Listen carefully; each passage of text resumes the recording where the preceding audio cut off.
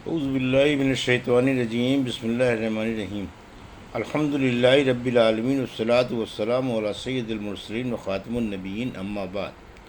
صحیح بخاری، باب فضائل اصحاب النبی، حدیث نمبر 3814، اردو ترجمہ۔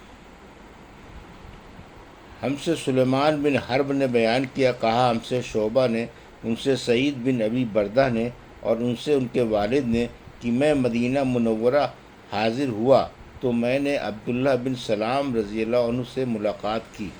انہوں نے کہا، آؤ تمہیں میں ستو اور کھجور کھلاؤں گا، اور تم ایک باعظمت مکان میں داخل ہو گئے کہ رسول اللہ صلی اللہ علیہ وسلم بھی اس میں تشریف لے گئے تھے۔ پھر آپ صلی اللہ علیہ وسلم نے فرمایا، تمہارا قیام ایک ایسے ملک میں ہے جہاں سودی معاملات بہت عام ہیں۔ اگر تمہارا کسی شخص پر کوئی حق ہو اور پھر وہ تمہیں ایک تنکے یا جو کے ایک دانے یا ایک گھاس کے برابر بھی ہدیہ دے تو اسے قبول نہ کرنا، کیونکہ وہ بھی سود ہے۔ نظر ابو داود اور وہب نے اپنی روایتوں میں البیت یعنی گھر کا ذکر نہیں کیا ہے۔ حدیث نمبر 3815، اردو ترجمہ۔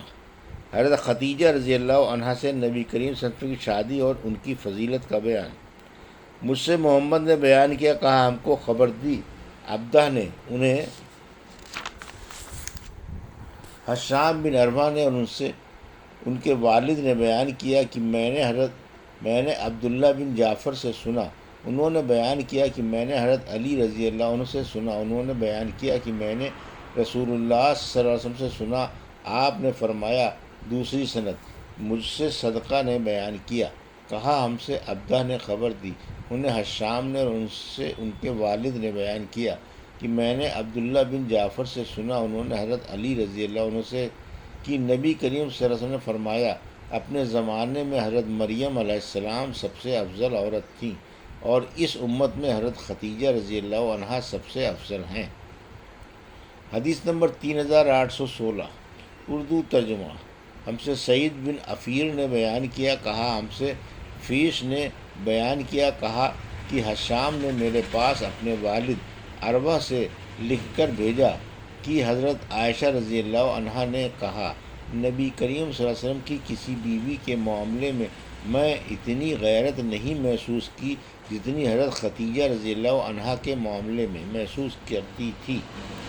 وہ میرے نکاح سے پہلے ہی وفات پا چکی تھیں، لیکن آپ صلی اللہ علیہ وسلم کی زبان سے میں ان کا ذکر سنتی رہتی تھی، اور اللہ تعالیٰ نے آپ صلی اللہ علیہ وسلم کو حکم دیا تھا کہ انہیں جنت میں موتی کے محل کی خوشخبری سنا دیں۔ آپ صلی اللہ علیہ وسلم اگر کبھی بکری ذبح کرتے تو ان سے میل محبت رکھنے والی خواتین کو اس میں سے اتنا ہدیہ بھیجتے جو ان کے لیے کافی ہو جاتا۔ حدیث نمبر 3817، اردو ترجمہ۔ ہم سے قنیبہ بن سعید نے بیان کیا، کہا ہم سے حمید بن عبد الرحمن نے بیان کیا، ان سے حشام بن عروہ نے، ان سے ان کے والد نے، اور ان سے حضرت عائشہ رضی اللہ عنہا نے بیان کیا کہ حضرت خدیجہ رضی اللہ عنہا کے معاملے میں جتنی غیرت میں محسوس کرتی تھی اتنی کسی عورت کے معاملے میں نہیں، کیونکہ رسول اللہ صلی اللہ علیہ وسلم ان کا ذکر اکثر کیا کرتے تھے۔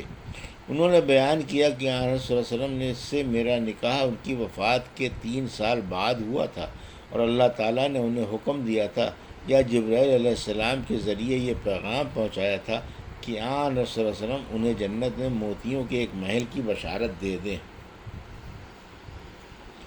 حدیث نمبر 3818، اردو ترجمہ۔ مجھ سے عمر بن محمد بن حسن نے بیان کیا، کہا ہم سے ہمارے والد نے بیان کیا، کہا ہم سے حفص نے بیان کیا، ان سے حشام نے، ان سے ان کے والد نے، اور ان سے حضرت عائشہ رضی اللہ عنہا نے بیان کیا کہ رسول اللہ صلی اللہ علیہ وسلم کی تمام بیویوں میں جتنی غیرت مجھے حضرت خدیجہ رضی اللہ عنہا سے آتی تھی اتنی کسی اور سے نہیں آتی تھی، حالانکہ انہیں میں نے دیکھا بھی نہیں تھا، لیکن آپ صلی اللہ علیہ وسلم ان کا ذکر بکثرت فرمایا کرتے تھے، اور اگر کبھی کوئی بکری ذبح کرتے تو اس کے ٹکڑے کر کے حضرت خدیجہ رضی اللہ عنہا کی ملنے والیوں کو بھیجتے تھے۔ میں نے حضور اکرم صلی اللہ علیہ وسلم سے کہا، مجھے دنیا میں حضرت ختیجہ رضی اللہ عنہا کے سوا کوئی عورت ہے ہی نہیں۔